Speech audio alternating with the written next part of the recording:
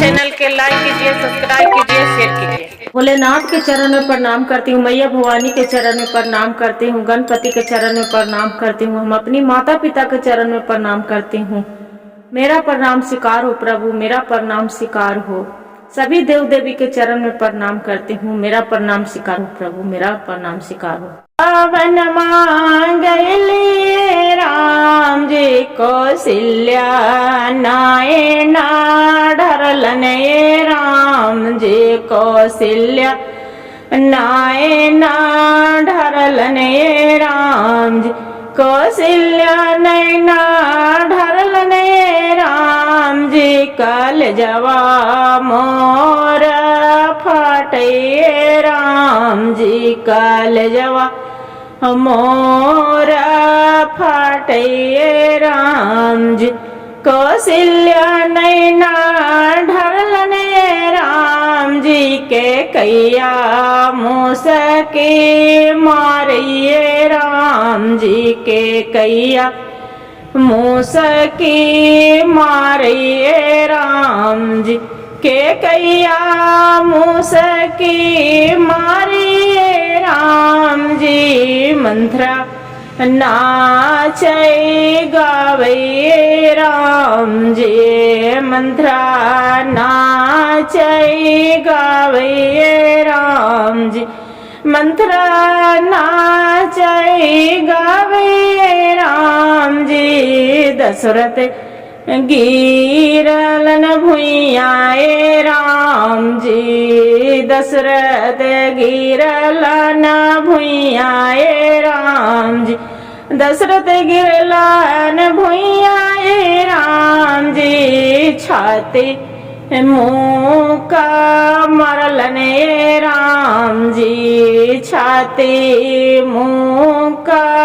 मरलन राम जी राम है बबुआए राम जी सी नैया लागल टूटी गेलो ये राम जी सी नैया लागल टूटी गेलो ये राम जी रोवलन दशरथ राम जी राम राम पुकारिए राम जी राम राम पुकारिए राम जी राम हिया बनलने राम जी जोगिया सन्यासी राम जी जोगी या सन्यासी राम जी कैसे मोरे रहतने राम जी राम मोरे बबुआए राम जी राम अबे बबुआए राम जी महल के राजाए राम जी राम बाबुआ हलन ये राम जी राम बाबुआ हलन ये राम जी सीता है सी कुमारी राम जी जनका जी के पुत्री राम जी जनका जी के पुत्री राम जी सीता सी कुमारी राम जी रहलन सुकवारी राम जी रहलन सुकवारी राम जी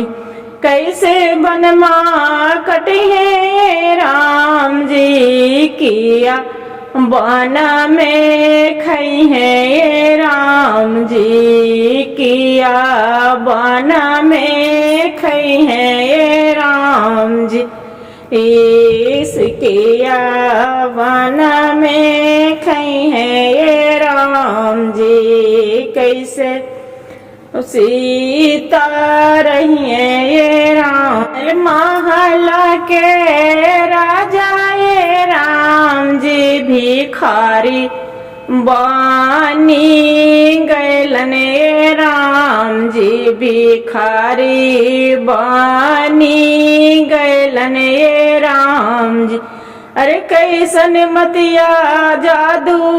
मरलाए राम के कैया गोदिया सुना कैलाए के कैया तो गोदिया सोना कैलाए राम जी। अरे कैसन मतिया मरला के कैया महलिया सोना भैले राम जी महलिया सोना भैले राम जी। हर हर महादेव, घर घर महादेव, गुरु भाई गुरु बहन। जो मेरा भजन अच्छा लगे तो वीडियो को लाइक सब्सक्राइब जरूर करिएगा और कमेंट में राम जी जरूर लिखिए गुरु बहन।